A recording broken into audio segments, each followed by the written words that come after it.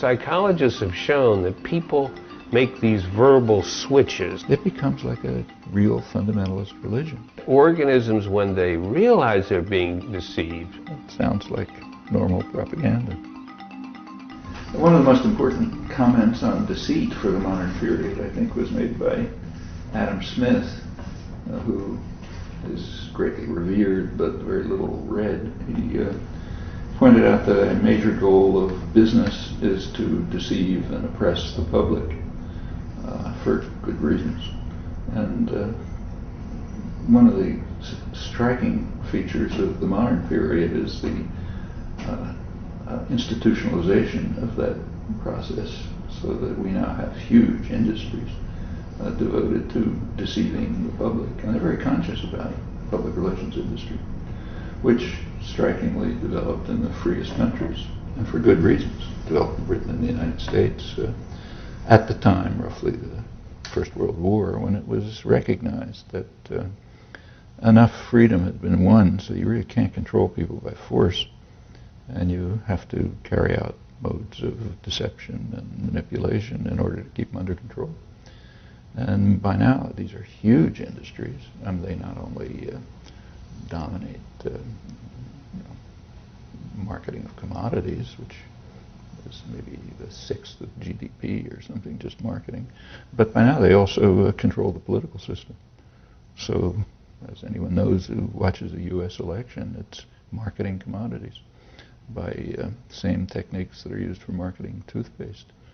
As far as self-deceit is concerned, it seems to me that's throughout history been mostly the property, the vocation of the educated classes, who tend, not 100% of course, but tend to be supportive of power systems, and that involves a lot of self-deceit. You have to reconstruct a picture of the world and in order to be conducive to the interests and concerns of the educated classes. Actually, I just went through an hour of that with a video conference overseas with students in the university. I mentioned where they want to talk about globalization. I started by saying there's two senses of globalization. I said every term of political discourse virtually has two senses. There's a literal sense and a sense that's used for doctrinal warfare, propaganda. So it's through terrorism, aggression, take a choice. This happens to be globalization. So, well, there's two senses of globalization. There's the doctrinal sense, which refers to the specific form of economic international integration that's organized by major corporations, a few powerful states, within the framework of the so-called Washington Consensus, World Trade Organization, and so on. That's one form. There's another, in the literal sense of globalization, just means international integration. And there's a huge number of people dedicated to globalization. They're called anti-globalization. So if you take a look symbolically at the World Economic Forum and the World Social Forum, which meet almost simultaneously, World Economic Forum represents a tiny sector of highly privileged people. And their form of international integration is called globalization. World Social Forum draws from about as wide a range of people in the world as any organization ever has. I mean, all over the world, different walks of life, anything from peasants to professionals and so on. And their form of globalization is called anti-globalization because it's working out plans directed to the interests of people. So, and of course, even when force is available, but and self-deceit is a substantial part of the history of the educated classes, as far back as you go. Let me ask you personally, just out of curiosity, you've devoted most of your intellectual life to, on the one hand, the deep structure of language, and on the other hand is something that I just classify under deceit and self-deception. All of your analyses of like the absurd double standard in which the word terrorism is used. It's not terrorism to arm the Contras to attack women's collectives in Nicaragua, but it's terrorism to strap a bomb on yourself and blow up some people in a pizzeria, etc., etc. is there any relationship in your own life, or do you see any connection between your linguistic work and your continued analysis of deceit and self-deception in society? There's a kind of a loose connection, and I've occasionally spoken and written about it, but only when I'm asked to, because, I mean, the honest truth is that if I was an algebraic topologist, I'd do the same political work. Indeed. It wouldn't have any connection to it. So I don't draw anything from what I know about language. Right. And people are constantly saying, well, you know, you're a linguist, you must be analyzing the language of deception. But no, I mean, analysis of the language of propaganda and so on is just common sense. You don't have to have any special knowledge about it. No. But there is a connection, and in fact, the connection was brought out in during the Enlightenment, in the early Romantic period. So take, say, figures like Rousseau, for example, or Wilhelm von Humboldt is the most extreme. He was one of the founders of classical liberalism, but he was also a leading linguist, and he drew some of the potential connections, all coming from a kind of Cartesian source, namely the idea that the core element of human beings, what in the Cartesian picture distinguishes humans from beast machines, you know, animals and machines. Mm-hmm. The core property is a kind of creative capacity that humans have and no beast or machine has, which, according for the Cartesians and their followers, was manifested most clearly in language. Mm-hmm. That is the capacity to do what you and I are now doing, just to, you know, produce new thoughts, new ideas. For the Cartesians, the core element of the human essence, you know. And for the following generation, I mean, say, through Rousseau, some of Rousseau's more egalitarian essays, von Humboldt and others, it was also became what Bakunin called an instinct for freedom. You know, just some core element in humans that seeks freedom, and any institutional structure that limits that freedom has to be challenged. That's actually a core principle of classical liberalism, and it found its way right into anarchism, which, in my view at least, is the inheritor of classical liberalism. Mm-hmm. Classical liberalism was sort of bricked against the shoals of capitalism and basically disappeared. But I think it's fair to regard the anarchist tradition as a descendant based on the principle that you have to challenge any form of authority and make it justify its legitimacy, because it is interfering with a core component of human nature, which manifests itself most explicitly in the use of language, but many other things. So in that sense, there's a kind of a loose connection, but it's not a deductive connection. I mean, you can't draw some conclusion from linguistics about political life or conversely. Right. Do you see any other connection? Well, one of the great benefits of language is the fact that we can make statements about events that are far in space and time. Of course, the problem is that we can make false statements about events distant in space and time. They're even harder to verify or check on than statements about events that are nearby. So language, to me, greatly increases the opportunity for deception in our lineage, misinformation, and it greatly increases the opportunities for self-deception as well. Do you think it matters much when you think about the leaders, like, let us say, the present set of organisms that launched this dreadful Iraq misadventure? When you're thinking about things like that, how important to you is it their level of self-deception? We know they launched the whole thing in a swarm of lies. The evidence for that's too overwhelming to even need to be referred to now. My view is that the deception entrains self-deception very easily. Yeah, I agree. I'm not sure they launched it with lies. Go ahead. I mean, it's perfectly possible that they believed it. Yes. It's, I mean, in fact, if you look, we don't have a detailed record, but from the record we have, it looks as if they were kind of cherry-picking. They had a goal. Yes. You know, and then they sort of cherry-picked intelligence and coerced intelligence yes. to yield evidence that would contribute to that goal. Yes.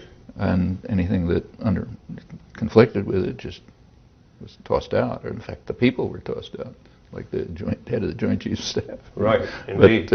Indeed. But that doesn't necessarily mean it's self-deception. I mean, it's very easy to. I think we all know it from personal life. You see it with young children. Yeah. You see two kids, fighting about a toy, let's say, and the older one takes the toy from the younger one, and his mother comes in and starts berating him.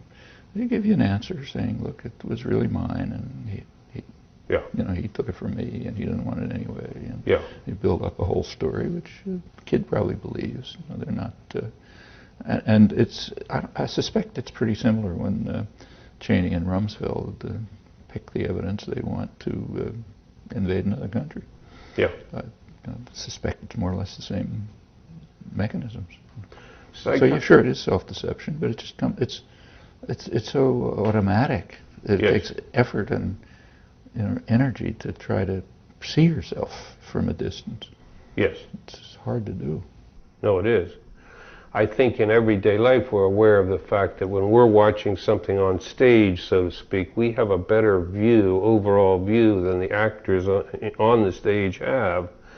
If you can see events laterally and sideways, you can say, my God, they're doing this and they're doing that. But if you're embedded in that network at the time, it's very hard. Much harder. In fact, you can see it very clearly by just comparing historical events which are similar. They're never identical, but similar. So say take the Russian invasion of Afghanistan, the Saddam's invasion of Kuwait, the U.S. invasion of Iraq. Just take those three. Well, from the point of view of the people who perpetrated it, it was a noble effort and done for the benefit of everyone. No reason to think they were lying.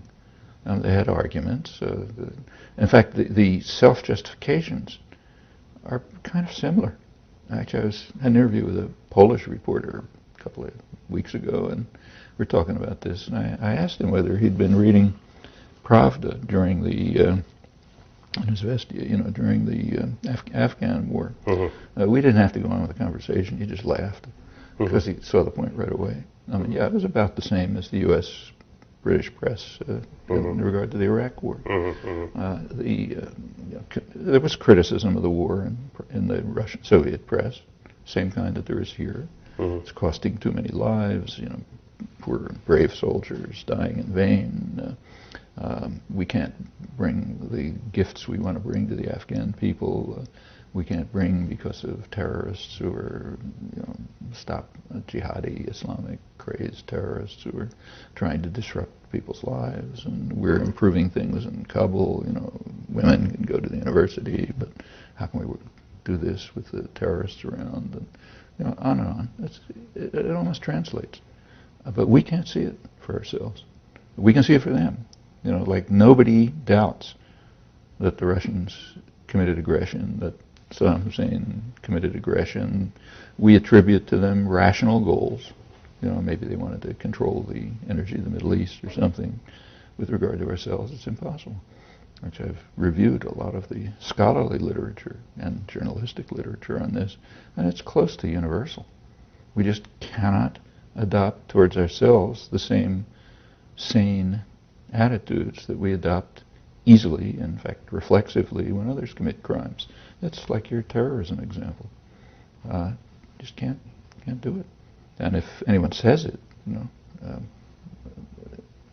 educated people, liberal intellectuals are infuriated because it suggests that we could do something that's not noble. We can make mistakes. That's easy. So you can criticize mistakes. You can criticize low-level crimes, like Abu Ghraib. You can criticize that. You can criticize My Lai, but not the educated, civilized people, the kind of people we have dinner with, see at concerts, sitting in air-conditioned offices, planning mass murder. So that's beyond criticism. On the other hand, if it's half-crazed GIs in the field, uneducated, don't know who's going to shoot at them next, you can blame them, and you can say, look how awful they are. And it's the same. Abu Ghraib is the same. You can criticize Lady England, disadvantaged young woman, very different from us. But how about the guys who organized and planned it? Let me ask you a somewhat different question, which you've also written a lot about and thought a lot about.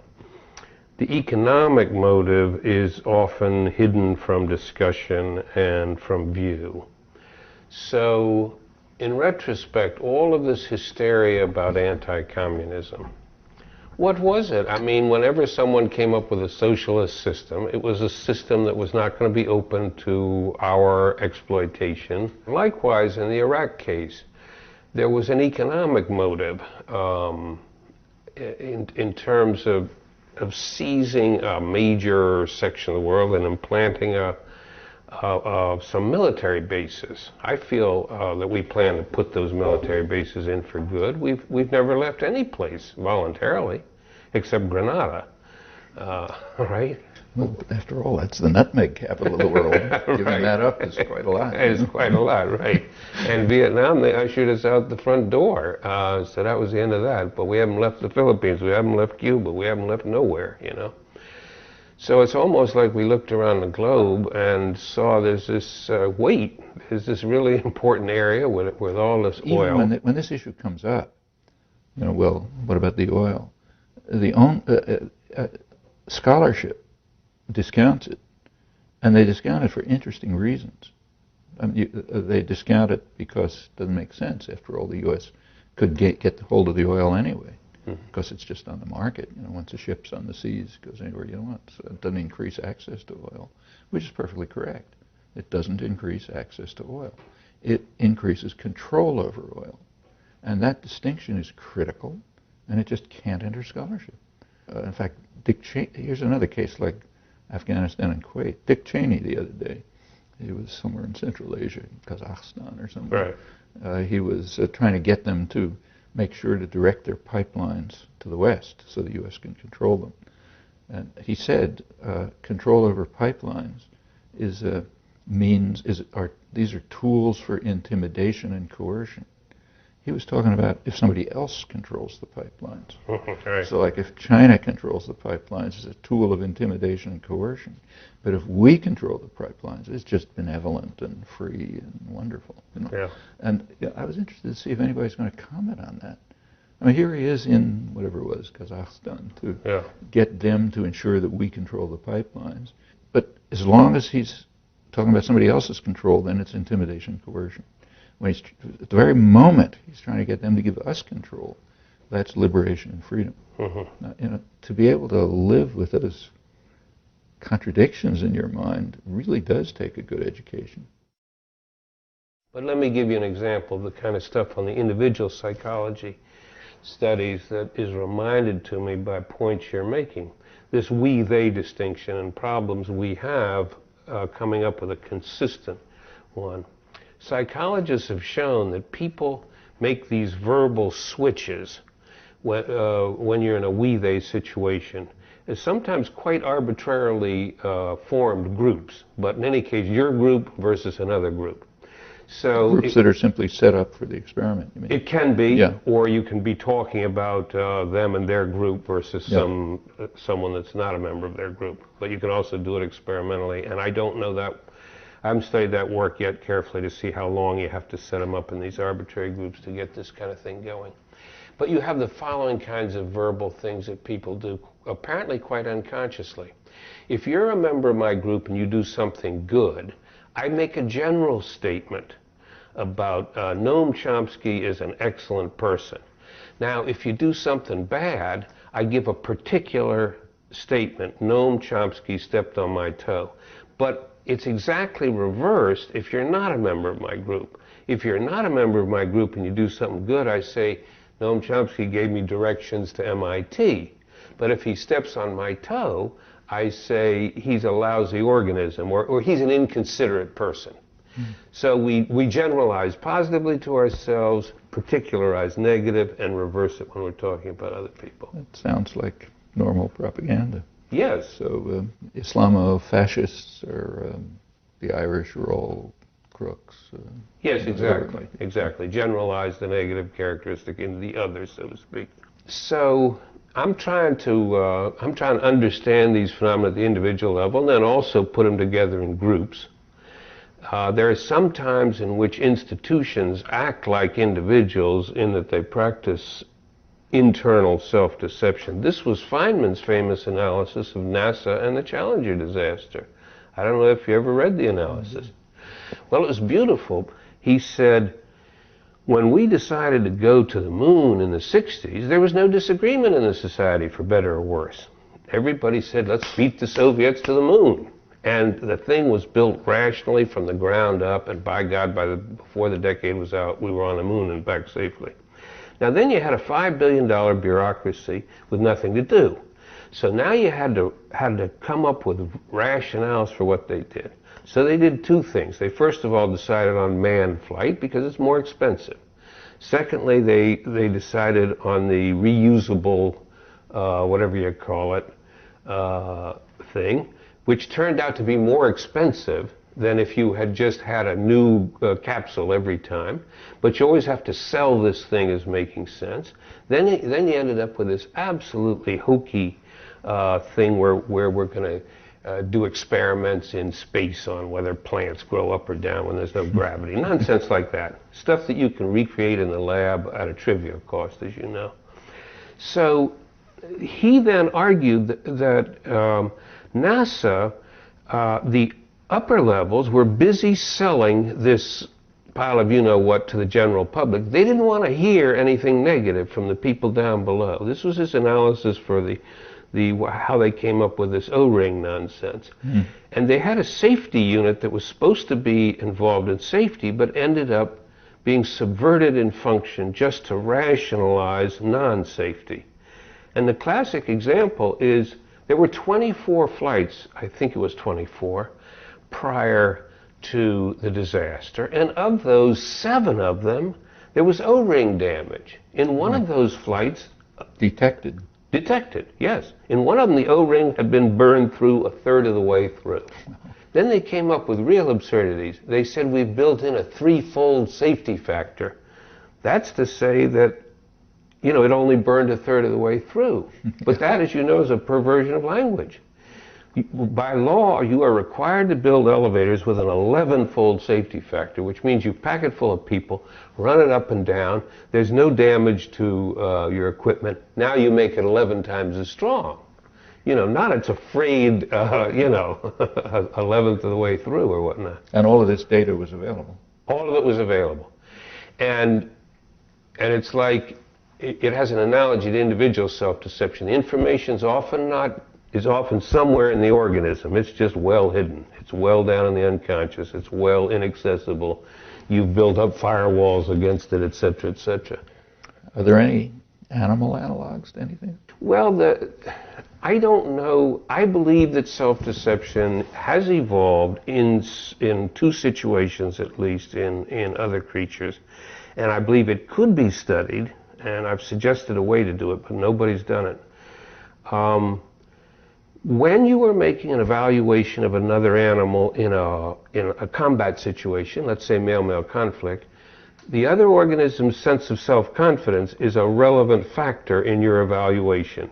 And that's shown by its behavior, you mean? Yes, exactly. So, and so you gorilla beating it, thumping its chest. Like that. Yes, and suppressing signs of fear and not giving away, so forth. So you can imagine selection for overconfidence, selection for suppressing... For showing overconfidence, even if it's not real. You mean. Exactly. Yeah. Likewise in situations of courtship, where females are evaluating males. And again, the organism's sense of self is a relevant parameter. We all know that people that have a low opinion of themselves, that's a sexual and romantic turnoff right there.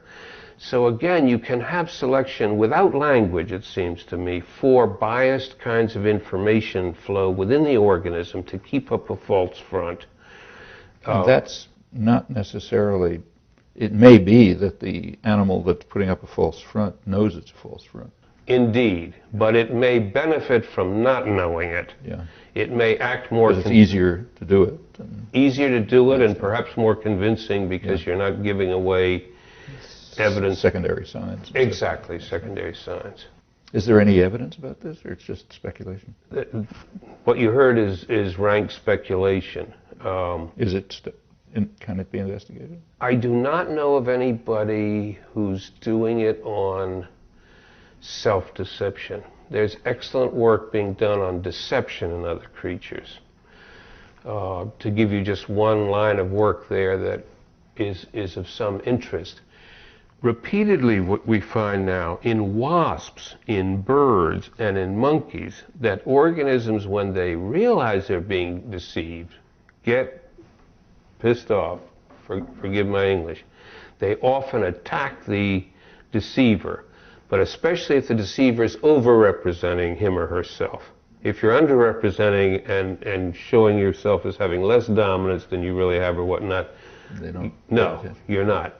And the ones that attack you are precisely those whose dominant status you are attempting to expropriate or mimic. It's very interesting, and it suggests some of the dynamic in which, in which fear of being detected while deceiving can be a secondary signal, precisely because if you are detected, you may get your butt kicked, or you may get chased out. There's even a name for that in the international affairs literature. It's called maintaining credibility.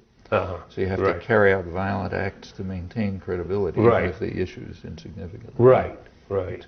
And that's a Kinda like the rationale mafia. for... It's kind of like the mafia. Yeah, indeed. And I know, I've heard that rationale used for obviously odious stuff. Well, we're maintaining credibility, otherwise we ain't got no street cred. That's right. That's a common theme. There was a brilliant study, which is a very difficult one to do at the time. You could do it much more easily now, by Gore and Sackheim about 20 years ago, using the fact that we respond to hearing our own voice with greater arousal than we show when we hear another human's voice. In both cases, we show physiological arousal. Galvanic skin response is one such measure. About twice as big a jump if you hear your own voice. Now, what you can do is have people matched for age and sex read the same boring paragraph from Thomas Kuhn's Structure of Scientific Revolution. Chop it up into 2, 4, 6, 12-second segments. Create a master tape where some of the time you're hearing your own voice, a lot of the time you're hearing not. Now then you've got to press a button which says if you think it's yours, and they also had them press a second button how sure you are. But meanwhile they got the galvanic skin response. Now they discovered two interesting things. First of all, some people denied their own voice some of the time, but the skin always had it right. Some projected their own voice some of the time, the skin always had it right. The deniers denied the denial, but the projectors half the time were willing to admit afterwards that they think they made the mistake of projection. In a follow-up. Yes, in a follow-up interview. Right, just asking them. Okay, now the second thing they should... What do you think the reason for that is? The difference between the projectors and the deniers? Yeah. Well, I don't have a good way of putting it, Noam, but to me, when you want to deny reality, you've got to act quickly and get it out of sight. The deniers also showed the highest levels of galvanic skin response to all stimuli. It's like they were primed to do it. Inventing reality, a little bit more a relaxed enterprise, but I haven't... It's not as threatening. Yes, something like that. I haven't thought out a good way to put it, but something along that is the way I've been thinking. The final thing they showed was that they could manipulate it. So, psychologists have lots of devices for making you feel bad about yourself, and one of them is just give you an exam. After all, these are university students. Just a little pseudo-exam. Give them their results at random. So they tell half of them you did lousy, half of them you did good. And then what they found was that those that were made to feel bad about themselves started to deny their own voice more, while those that are feeling good start hearing themselves talking when they're not. So, we didn't evolve to hear our voice on a tape recorder. You have to use some kind of interpretation here. But it's like self-presentation is contracting under failure, and it's expanding under... You might be interested in a book that's coming out by a very smart guy, James Peck, who's a sinologist. who's got a book coming out called Washington's China, in which he does a very in-depth analysis of the national security culture.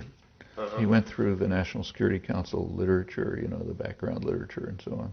And he does a kind of both an analysis of the content, but also a psychological analysis. And it was reminding me of it the whole time we were talking. I mean, what he shows are elaborate techniques of self-deception to try to build up a framework in which we can justify things like, say, overthrowing the government of Guatemala on the basis of some noble objective. Right. And it's done by making everything, as Dean Acheson once said, you have to make it clearer than truth. Right.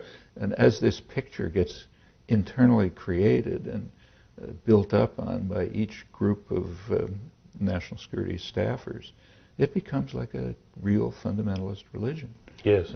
Showing, you know, extraordinary self-deceit. Yeah. And then you end up with the Cheney's and the Rumsfelds. Well, I'm looking forward to it. I've been appalled when I pass a newsstand and there's some article there, News and World Report, China, the next threat. You know, like now we got to mobilize all our energy against China, and they're talking military. And that's interesting because the threat of China is not military. Exactly. The threat of China is they can't be intimidated.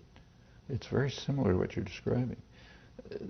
Europe you can intimidate. So, for example, when the U.S. tries to get people to stop investing in Iran, European companies pull out. China disregards it. Right. I mean, and you look at the history, you understand why. They've been around for 4,000 years. They have contempt for the barbarians. They just don't give a damn. Right. Okay, you scream, we'll go ahead and take over a big piece of Saudi oil, you know, or Iranian oil. Or don't develop it. And that's the threat. You can't intimidate them. Well, and it's driving people in Washington berserk. But, you know, of all the major powers, they're the one that has been least aggressive militarily. They haven't even developed an offensive military capacity. I think they've got 20 missiles or something. Right. You know, nothing. Yet we're talking about it already. But we're talking about, and you can see what the threat is. They cannot be intimidated. That's and a what very you do, good they point. just go ahead and they look at you with contempt. It's a little bit like, you know, a gorilla pounding his chest. Some people lie about this, that, and the other. Other people lie about one another. Everybody lies.